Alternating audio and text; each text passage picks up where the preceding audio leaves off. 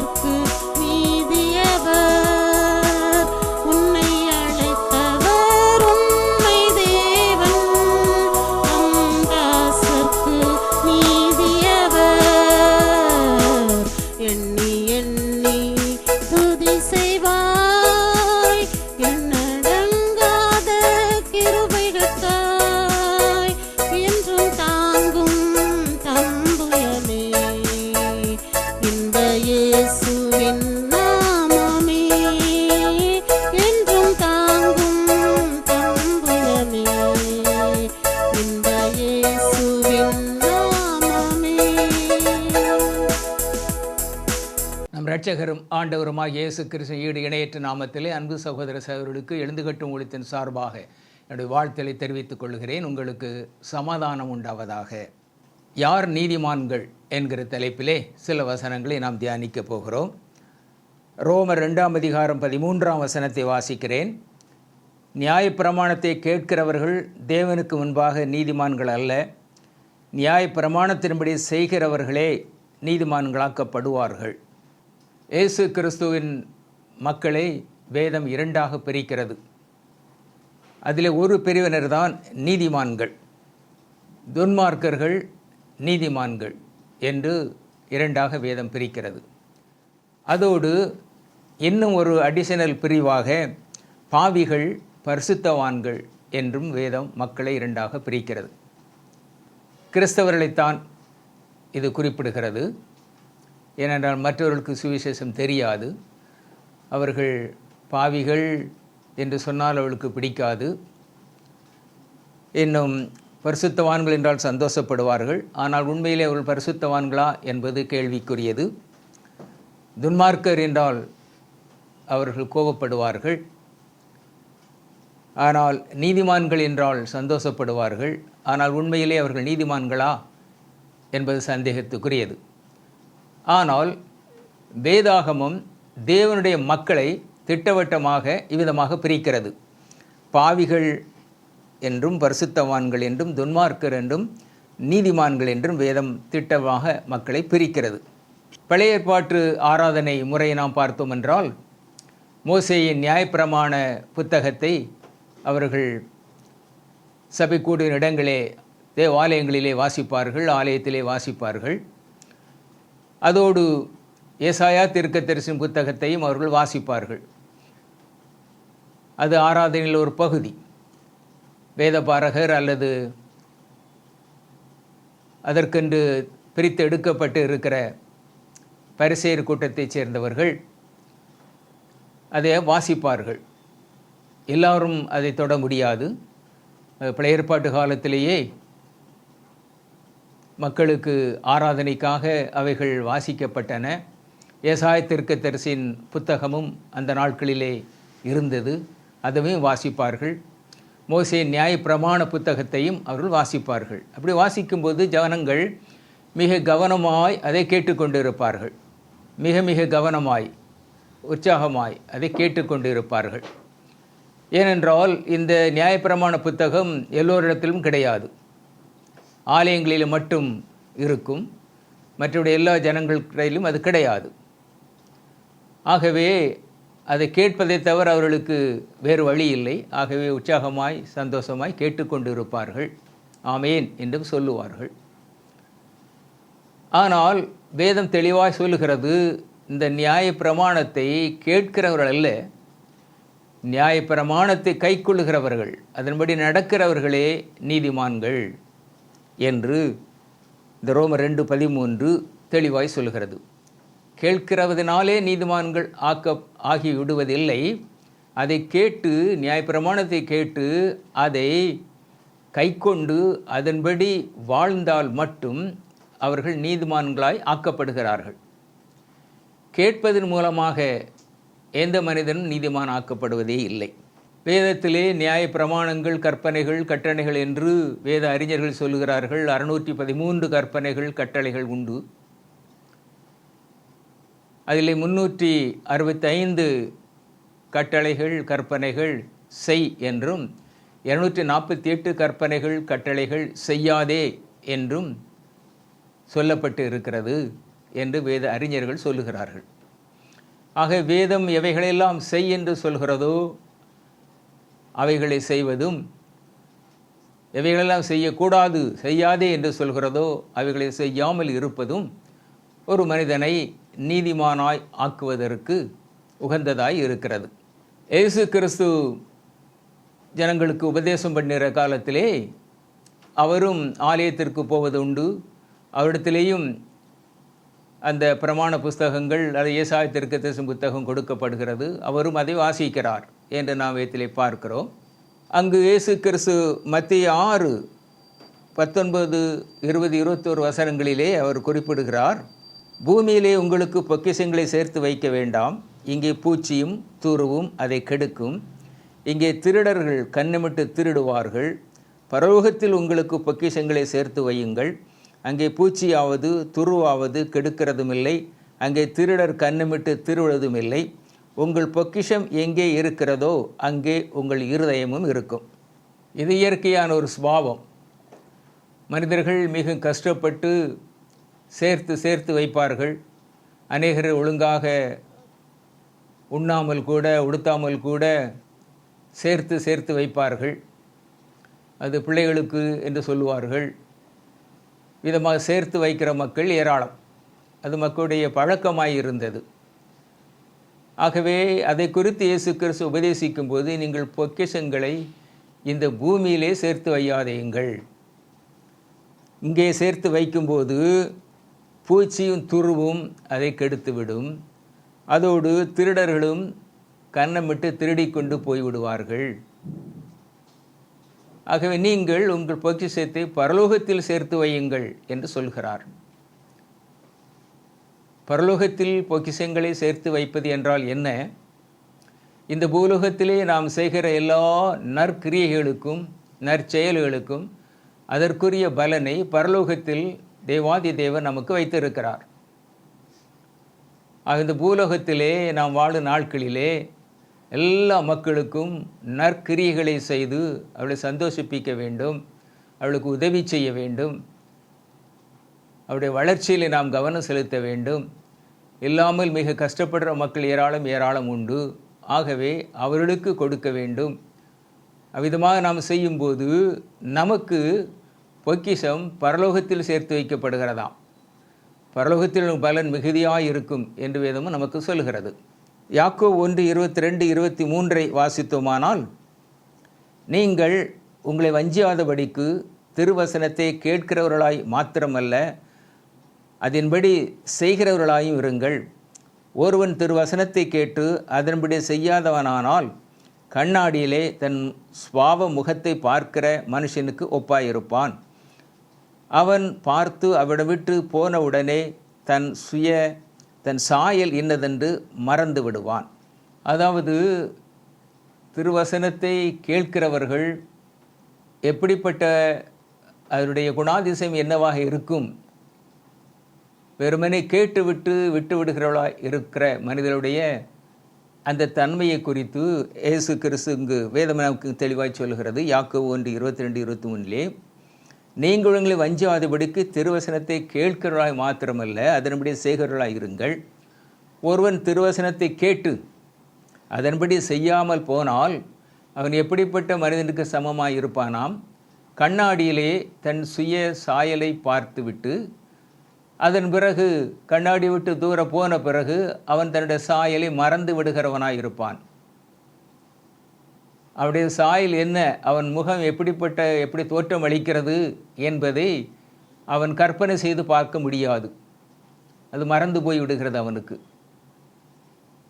ஆகவே கண்ணாடியிலே முகத்தை பார்த்துவிட்டு கண்ணாடி விட்டு தூர போன பிறகு எவ்விதமாக அவனுடைய சாயல் அவனுக்கு நினைவில் இல்லாமல் போகுமோ, அதை போல நீங்கள் திருவசனத்தை நியாய பிரமாணத்தை ஆலயங்களிலோ எங்கோ நீங்கள் வாசிக்க கேட்டுவிட்டு அதன் பிறகு நீங்கள் உங்கள் வேலைக்கு தொடர்ந்து போய்விட்டீர்கள் என்றால் அதை குறித்து உங்களுக்கு எந்த ஒரு லாபமும் இருப்பதில்லை, எந்த நன்மையும் உண்டாவதில்லை.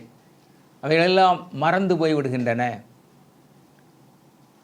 ஆகவே நீங்கள் திருவசனத்தை கேட்கிறவர்களாக மட்டுமல்ல, அதன்படி செய்கிறவர்களாகி அதன்படி நடக்கிறவர்களாக இருக்க வேண்டும் என்று வேதம் நம்மை கட்டாயப்படுத்துகிறது. இன்னும் நீதிமான்கள் என்று சொல்லும்போது நாம் பொதுவாக நீதியை செய்கிறவர்கள் நீதிமான்கள் என்று நாம் பொதுவாக எண்ணுகிறோம். அது மட்டுமல்ல, இயேசு கிறிஸ்துவின் உபதேசத்தை கேட்டு மனம் திரும்பி வேதம் எவைகளெல்லாம் செய் என்று சொல்கிறதோ அவைகளை செய்வதும், எவைகளெல்லாம் செய்யாதே என்று சொல்கிறதோ அவைகளை செய்யாமல் இருப்பதும் தான் நீதிமானுடைய அடையாளமாய் இருக்கிறது. நீதிமான்கள் வேதம் சொல்லுகிற எல்லாவற்றிற்கும் மிக ஒழுங்காய் கீழ்ப்படிவார்கள், அதை செய்வார்கள். ஆக அப்படிப்பட்டவர்களைத்தான் வேதம் நீதிமான்கள் என்று அழைக்கிறது. 1 யோவான் 3:7-8 வாசித்தோமானால், பிள்ளைகளே, நீங்கள் ஒருவராலும் வஞ்சிக்கப்படாதிருங்கள். நீதி செய்கிறவன் அவர் நீதி உள்ளவராய் இருக்கிறது போல தானும் நீதி உள்ளவனாய் இருக்கிறான். பாவம் செய்கிறவன் பிசாசினால் உண்டாயிருக்கிறான். ஏனெனில் பிசாசானவன் ஆதி முதல் பாவம் செய்கிறான். பிசாசனுடைய கிரியைகளை அழிக்கும்படிக்கே தேவகுமாரன் வெளிப்பட்டார் என்று 1 யோவான் 3:7-8 மிக தெளிவாய் நமக்கு சொல்லுகின்றன. நீதியை செய்கிறவன் நீதி உள்ளவனாய் இருக்கிறான். அதாவது நீதிமான்கள் என்று வேதம் யாரை அழைக்கிறதோ அவர்கள் தேவ நீதியை செய்கிறவர்களாய் இருப்பார்கள். ஆனால் பாவம் செய்கிறவர்களை வேதம் பிசாசினால் உண்டானவர்கள் என்று வேதம் குறிப்பிடுகிறது. அது ஒத்துக்கொள்வதற்கு ஜனங்களுக்கு கடினமாயிருக்கும். ஆனால் வேதம் அப்படித்தான் செய்கிறது. பாவம் செய்கிறவன் பிசாசினால் உண்டானவன். என் அன்பு தேவ ஜனமே, இந்த உலக வாழ்க்கையிலே நாம் நீதிமான்கள் என்று பெயரை பெற்றுக்கொள்ளத்தான் விரும்புகிறோம். அது நல்லது. அந்த விருப்பம் நிச்சயமாகவே அவசியம். எல்லோரும் நம்மை பார்க்கிறவர்கள், நம்மை கவனிக்கிறவர்கள், இவன் ஒரு நீதிமான் என்று சொல்ல வேண்டும் என்று விரும்புகிறோம். அது நம்முடைய வாழ்க்கை மூலமாக பிரதிபலிக்கப்பட வேண்டும். இவன் ஒரு சாதாரணமாக மக்களை கிறிஸ்தவன் என்று சொல்வார்கள். ஆனால் வேதத்தின்படி வாழ்கிற மக்களை உண்மை கிறிஸ்தவன் என்று சொல்வார்கள். உண்மையாகவே வேதத்தை கடைபிடிக்கிறவன் என்று ஜனங்கள் பாராட்டுவார்கள். உண்மை கிறிஸ்தவன் என்றும் சொல்லுவார்கள். மனிதர்கள் தங்களுடைய அநேக மனிதர்கள் இருக்கிறார்கள். நல்லதே செய்வார்கள், தவற செய்ய மாட்டார்கள், நீதியை செய்வார்கள். அவர்களே யாரும் நீதிமான்கள் என்று அழைப்பதில்லை. பொதுவாக மக்கள் விட அழைத்தாலும் அவர்கள் வேதத்தின்படி நீதிமான்கள் அல்ல. அவர்கள் சுய நீதி உடையவர்கள். அநேக மக்கள் இருக்கிறார்கள், அவர்கள் சுய நீதி உள்ளவர்கள். மக்களிடத்தில் நல்ல பெயர் வாங்க வேண்டும் என்பதற்காக அவர்கள் நன்மைகளை செய்வார்கள், நீதியாய் நடப்பார்கள். ஆனால் அவர்கள் இயேசு கிறிஸ்துவை அறிந்து ஏற்றுக்கொள்ளவில்லை என்றால் வேதம் அவர்களை நீதிமான்கள் என்று அழைப்பதில்லை. அவர்கள் சுய நீதிக்காரர்களாக இருக்கிறார்கள். அவ்விதமாக ஏராளமான மக்கள் இருக்கிறார்கள். சுய நீதிக்காரர்கள் தங்கள் சுயத்திற்காக, தங்கள் சொந்த முயற்சியின்படி அவர்களுக்கு அவருடைய பார்வைக்கு எது நீதியாய் தெரிகிறதோ அதை செய்வார்கள். ஆனால் ஒன்றை நாம் மறந்துவிடக்கூடாது. மனிதனுடைய பார்வைக்கு நீதியாய் தெரிகிற எல்லாம் தேவனுடைய பார்வைக்கு நீதியாய் தெரிவதில்லை. தேவ நீதி என்பது வேறு, மனித நீதி என்பது வேறு. ஏராளமான மக்கள் இருக்கிறார்கள். நல்லது செய்வார்கள், மனச்சாட்சியின்படி நான் வாழ்கிறேன் என்று சொல்வார்கள், நீதி நடப்பிப்பார்கள், நல்லதுதான். ஆனாலும் அவர்கள் தேவனை அறியவில்லை என்றால் அது அவர்களை சுய நீதியுள்ளவர்களாக மாற்றுமே தவிர நீதிமான்களாக மாற்ற முடியாது. இன்னும் தேவாதி தேவன் சொல்கிறார், பிதாவின் சித்தத்தின்படி செய்கிறவர்களே எனக்கு சகோதரன் சகோதரி என்று சொல்கிறார். பிதாவின் சித்தத்தை நிறைவேற்றுகிறவர்கள்தான் நீதிமான்களாக்கப்பட முடியும். பிதாவின் சித்தத்தை யார் யார் செய்கிறார்களோ அவர்கள்தான் நீதிமான்களாக்கப்பட முடியும். இயேசு கிறிஸ்து ஒரு தடவை ஒரு வீட்டிலே இருந்து ஜனங்களுக்கு உபதேசித்து கொண்டிருப்பார். ஏராளமான கூட்டம் அங்கு இருக்கும். அப்பொழுது அவர் ஜனங்களுக்கு உபதேசித்து கொண்டு இருக்கும்போது ஜனங்கள் கவனமாய் வாஞ்சையோடு கேட்டுக்கொண்டு இருப்பார்கள். அப்பொழுது அவருக்கு சொல்லப்படுகிற ஒரு மனிதன் சொல்கிறான், உம்முடைய தாயாரும் சகோதரர்களும் உம்மை பார்க்க வேண்டும் என்று வெளியே காத்திருக்கிறார்கள் என்று சொல்லுவார். அப்பொழுது இயேசு கிறிஸ்து, யார் எனக்கு தாய், யார் எனக்கு சகோதரர், யார் எனக்கு சகோதரிகள்? இதோ என் வார்த்தையை கேட்டு அதன்படி செய்கிற இவர்களே எனக்கு தாயும் சகோதரரும் சகோதரிகளுமாய் இருக்கிறார்கள் என்று சொல்லுவார். அதாவது இயேசு கிறிஸ்து மரியாள் மூலமாக பரிசுத்த ஆவியான் நிழலினால் பிறக்கிறார். அதன் பிறகு யோசேப்பு மூலமாக மேரிக்கு அநேக பிள்ளைகள் பிறந்தார்கள். அவர்களை வேதம் இயேசு கிறிஸ்து சகோதர சகோதரி என்று குறிப்பிடுகிறது. ஆகவே இயேசு கிறிஸ்து ஊழியத்தில் இருந்த நாட்களிலே மரியாளும் அவருடைய மகன்களும் மற்ற மகன்களும் இயேசு கிறிஸ்துவை பார்க்கும்படியாக வருகிறார்கள். அவர் இருக்கும் இடத்தை கண்டுபிடித்து அவர் எங்கே இருக்கிறாரோ அந்த இடத்துக்கு வந்து சேர்ந்தபோது அங்கு அவர் ஏராளமான ஜனங்கள் அவர் சுற்றி இருப்பதை பார்த்து வெளியே காத்து நிற்கிறார்கள். அப்பொழுது அவருக்கு இயேசு சொல்லப்படுகிறது, உம்முடைய தாயாரும் உம்முடைய சகோதரரும் உம்மை பார்க்கும்படி வெளியே வந்திருக்கிறார்கள் என்று. மற்ற யாராவது இருந்திருந்தால் சொல்லியிருப்பார்கள், உடனே உள்ளே அனுப்புங்கள், முன்னால் இருக்கிறவர்களை எழுந்து இடம் கொடுங்கள், என்னுடைய தாயும் சகோதரர் வந்திருக்கிறார்கள் என்று சொல்லுவார். முன்னால் இருக்கிற எழும்புவார்கள், அந்த இடத்துல வந்து அவர்கள் உட்காருவார்கள். அப்படியே அவருக்கு ஒரு தாய்க்கும் சகோதரருக்கும் ஒரு ஸ்பெஷல் இன்விடேஷன் இருக்கும். சாதாரண மனிதர்களாக இருப்பார்களே. ஆனால் இயேசு கிறிஸ்து என்ன சொல்லுகிறார்? என் வார்த்தையை கேட்டு அதன்படி செய்கிறவர்களே எனக்கு தாயும் சகோதரரும் சகோதரிகளுமாய் இருக்கிறார்கள் என்று சொல்கிறார். ஆகவே இதிலிருந்து நாம் வேதத்தை வெறுமனே கேட்பதற்கும் கேட்டு அதன்படி செய்கிறவர்களுக்கும் உள்ள மிகப்பெரிய வித்தியாசத்தை காண முடியும். இயேசு கிறிஸ்துவுக்கு அவருடைய உபதேசங்களை கைக்கொள்கிற எல்லோரும் சகோதர சகோதரிகள் தான். ஆக இதிலே நாம் மிக மிக தெளிவாய் கவனமாய் இருக்க வேண்டும். உலகத்திலே 3 வகையான கிறிஸ்தவர்களை நம்மால் பார்க்க முடியும். ஒன்று, வசனத்தை கேட்கிறவர்கள். இவர்கள் ஆராதனையை தவறவிட மாட்டார்கள். எங்கு கூட்டங்கள், கன்வென்ஷன்கள், உபவாச ஜெபங்கள் அப்படி எப்படின்றால் நடந்தால் தவறாமல் போய் கலந்து கொள்வார்கள். கவனமாய் பிரசங்கத்தை, செய்தியை கேட்பார்கள், வசனத்தை கேட்பார்கள். ஆக இவர்கள் வசனத்தை கேட்கிற ஒரு கூட்டத்தார். எங்கு கன்வென்ஷன் பெரிய பெரிய ஸ்பீக்கர்கள் வருகிறார்கள் என்றால் எத்தனை நாட்கள் என்றாலும் போய்விடுவார்கள். தன் சொந்த ஊரை விட்டு அந்த இடத்திற்கு வெகு தூரம் பிரயாணம் பண்ணி போய்விடுவார்கள். அங்கு 3 நாள் கன்வென்ஷன் கூட்டத்திலேயும் உற்சாகமாய் கலந்து கொள்வார்கள். நன்றாக பேசினார், மிக அருமையாக இருந்தது என்றெல்லாம் புகழ்ந்து சொல்லுவார்கள். அடுத்தபடியாக வசனத்தை சொல்லுகிறவர்கள், ரெவரண்டுகள், பாஸ்டர்கள், இன்னும் ஊழியக்காரர்கள், இவர்கள் வசனத்தை சொல்லுகிறவர்கள், பிரசங்கிப்பவர்கள். மூன்றாவதாக வசனத்தின்படி நடக்கிறவர்கள். வசனத்தை வாசித்து அல்லது கேட்டு அதை வாழ்க்கையின் அனுபவமாய் ஆக்கிக் கொள்கிறவர்கள், வசனத்தின்படி நடக்கிறவர்கள்.